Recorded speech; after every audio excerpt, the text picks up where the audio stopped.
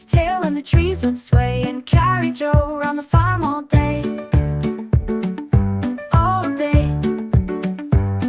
They chased off a fox in the dark one night with Buster's bark and lantern light. They fixed the fence and shared some pie, then watched the stars in the moonlit sky.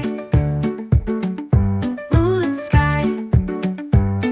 Now kids all come from miles away to laugh and play near Buster's hay. For Joe and his dog, both big and kind, are the best two friends you'll ever find.